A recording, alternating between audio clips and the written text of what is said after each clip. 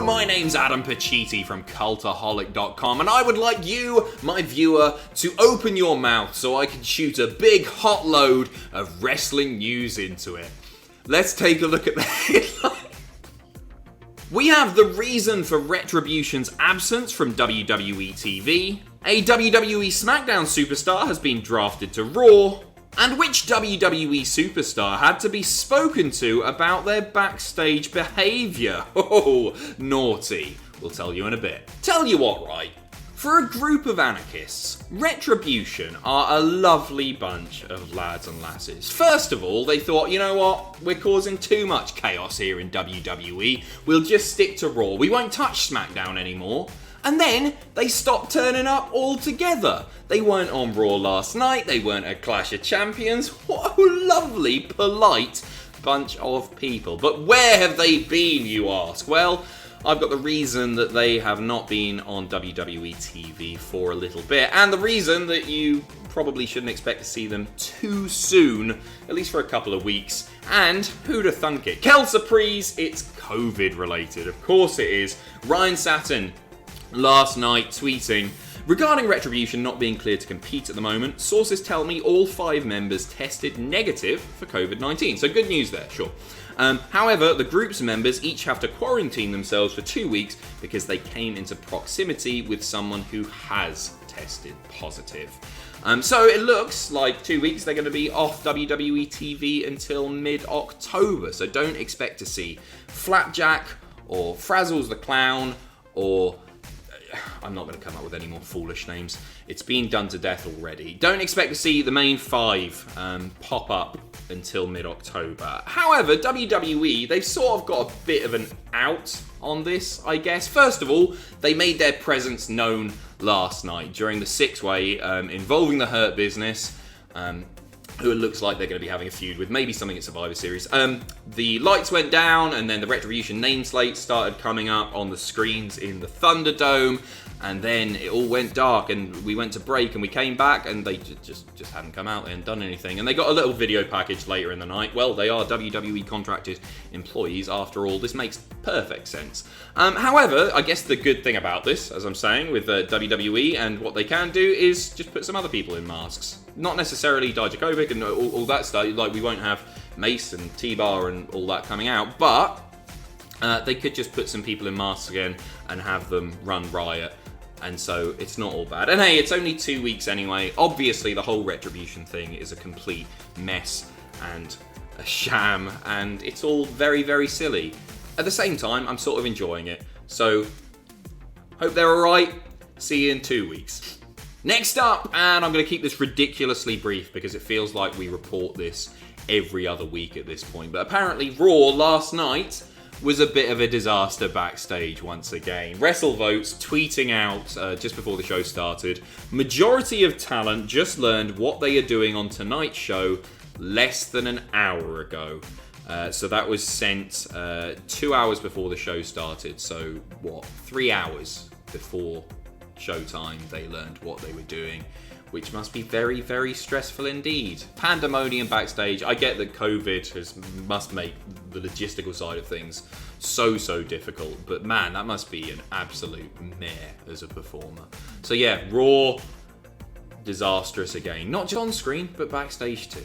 Next up, a WWE SmackDown Superstar has been drafted over to Raw. We saw the change take place officially last night, but WWE messed this up. We are talking about Dana Brooke. So Dana Brooke is now teaming with Mandy Rose, which is a bit of a shocker, to be honest, because Mandy Rose was obviously involved in a really high-profile storyline over on SmackDown, and then The Miz got her drafted over to Raw, and I thought, oh, okay, they must have big plans for it. They must be doing something.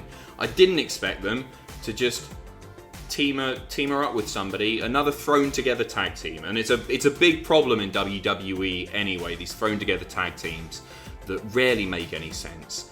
And here's another one. Both divisions, both men's and women's, the tag divisions have been plagued by this problem, but the women's especially, I think it's fair to say.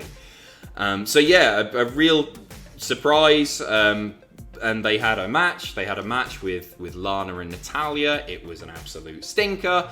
And yeah, so they're going to be going for the women's tag team titles, despite the fact that we've already got number one contenders in the Riot Squad, and that match has been announced as still happening at some point. So, okay, yeah, sure, that's the thing. But yeah, WWE messed up on this because they moved Dana over from SmackDown to Raw on WWE.com hours before the show started, so loads of news outlets picked it up and realised that was going to happen anyway, so they did themselves dirty there. And yeah, welcome to Raw. I mean, the draft is only like a week and a bit away, so who knows whether or not they'll stay on Raw. They might go back to SmackDown or whatever. Time will tell. Yeah, it was an episode of Raw last night that happened. That was a thing. Next up, which WWE superstar do you think had to be spoken to about their backstage behaviour? This is a bit of a shocking one, actually, because he seems like a lovely, lovely bloke, even if he does look a bit like Fidel Castro at the moment. We're talking about Sami Zayn. Sami Zayn appeared on the New Days podcast, which, by the way, I've just been listening to it while I put these notes together.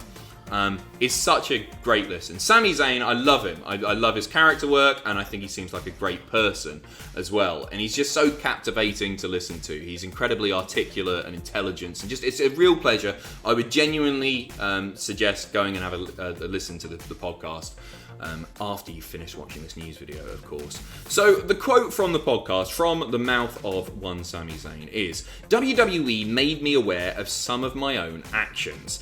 I came in and the big mantra was, perception is reality. Even though I was 28 when I got there, I don't think I was a fully mature person in some ways. I don't think I was fully aware that I had my interpretation of what I thought I was, and then there were a lot of people who didn't agree with that. I see myself one way and they are seeing me in a very different way. It made me a lot more aware of how my actions are perceived by people who are not me." Basically, he's saying that he's rubbed some people up the wrong way. I think he thought that they liked him, and maybe that wasn't the case. "For example, what I perceive as fun-loving, let's have some fun chat on the bus, might be perceived as annoying." So I guess the assumption there is that he's bothered some people on a bus by, he thought he was having a laugh, and he's obviously just irked a few people. We don't have specifics on this, but he was spoken to about his backstage behaviour, maybe his behaviour on the tour bus, his behaviour behind the scenes, right? And he bothers some people, but he's lovely. You can't hate Sami Zayn. He seems great, and maybe this sort of shines a light on why he's been booked so inconsistently over his WWE career. Obviously, he had a great time of it in NXT, some brilliant matches down there. And they made a big deal out of him. And then on the main roster, he's done some good stuff, especially at the moment, and he's done some not so good stuff. Hi, Bobby Lashley sisters.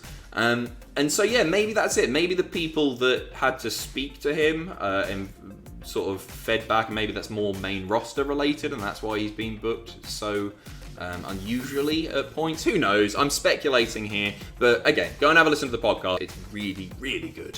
And finally, last night on Raw, we saw a big return in the main event of the program. Somebody that we've not seen on our screen since March the 8th, at the Elimination Chamber pay-per-view in the SmackDown Tag Team Championship Elimination Chamber match. I am, of course, talking about Bobby Roode. Bobby Roode is back in WWE. We've not seen him, as I say, for absolutely ages.